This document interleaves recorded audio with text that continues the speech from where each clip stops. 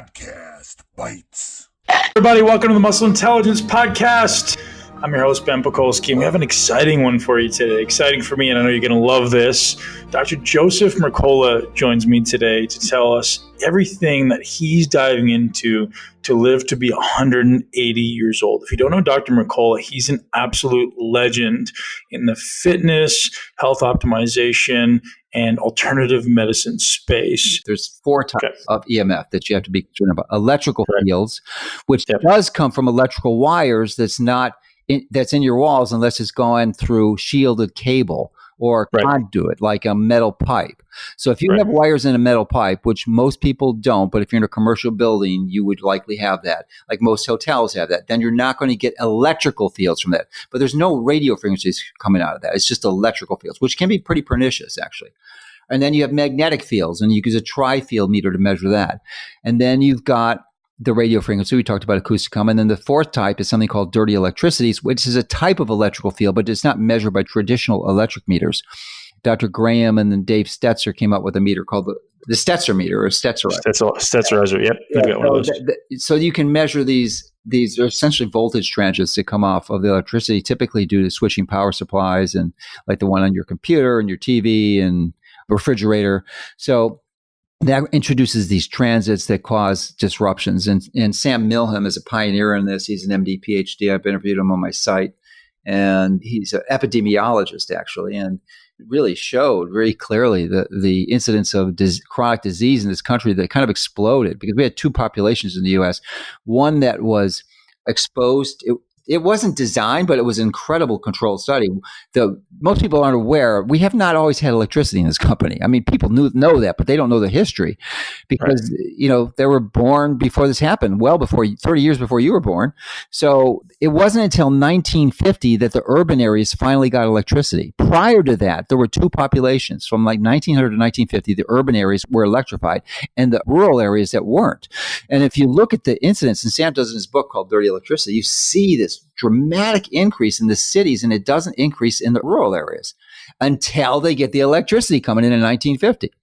So, and that's typically dirty electricity or these electrical fields. It's not radio frequencies. Because radio frequencies, we didn't get hit really until the last 2 decades. I mean, they've been around for a long time with radios and TVs, but that hasn't been a massive exposure like we've had with cell phones, and it's going to continue to increase with the introduction of 5G.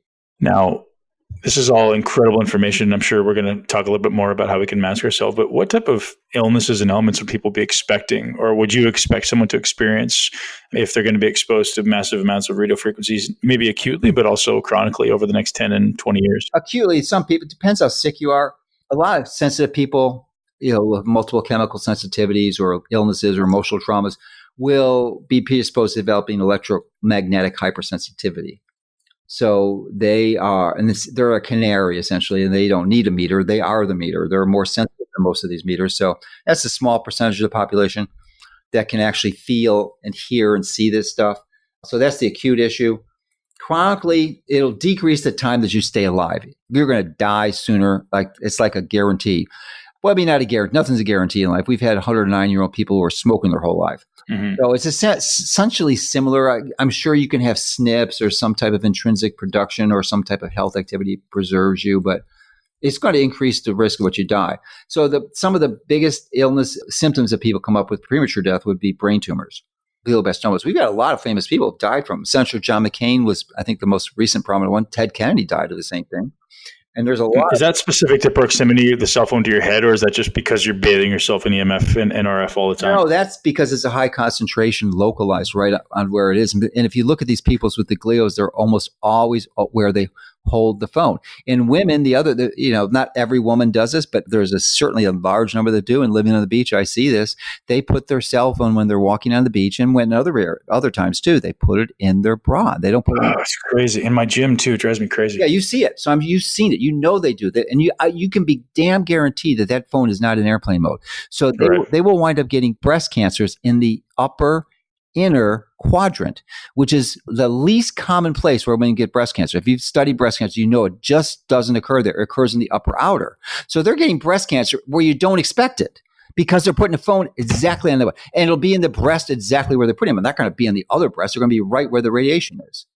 Wow, fascinating. And so, as far as other mechanisms that we can use, I mean, I think you've said a lot, but don't use your cell phone. Is there any And you got to shield your bedroom, so you can turn there's a site called EMFKillSwitch.com, Okay. which is the best one out there.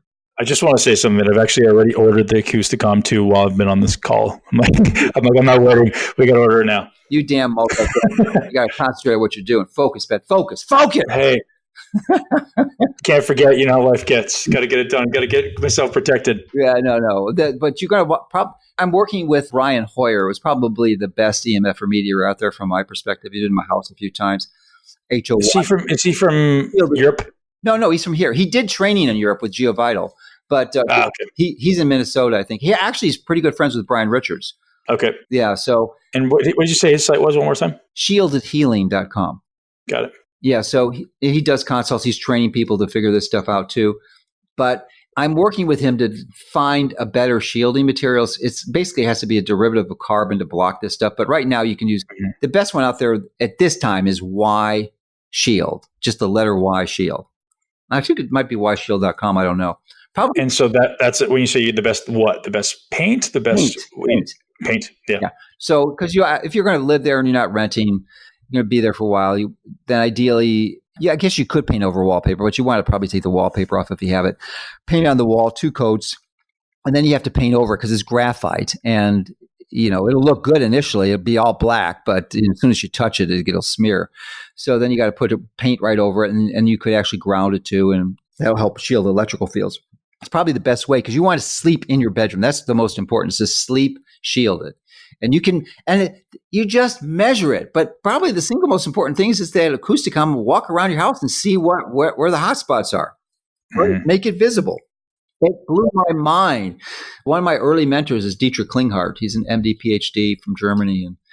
And he just he basically almost took a baseball bat to me because I wasn't taking this thing seriously. And I finally got the message and I started looking at it and I was shocked because I've known about this for 20 years, but it was only the last 3 years I got serious about it because it was so convenient and there's so many conflicting studies because the media will spin up a dozen stories to say that controversial, it doesn't make a difference. So you say, oh, good, and I don't have to worry about it, And you could choose to make that decision, but I don't think it's a wise one if you have plans on living healthily over 100. And I certainly do, and I'm sure you do, Ben. Absolutely. Yeah. Wow. And now you mentioned the Stetzer filters, Dave Stetzer. Was that something you used to block the dirty electricity, or do you think that's a useful tool or not really going to be that effective? It's definitely good. I use them, and I actually use something, I think Brian sells it as a Powershield, which you could actually put in where your electrical lines come into your box, your circuit breakers. So right before that, I've actually got 4 of them, but you can do that. Most people don't need 4. I just have a large solar array, so then I had to do it for that too. But then it'll radically reduce the dirty electricity, but you still have to take care of the ones that you're introducing in your own home. So you still know the minor filters, but it'll really improve it. There is no box. You create that box in your mind, or someone else creates it for you.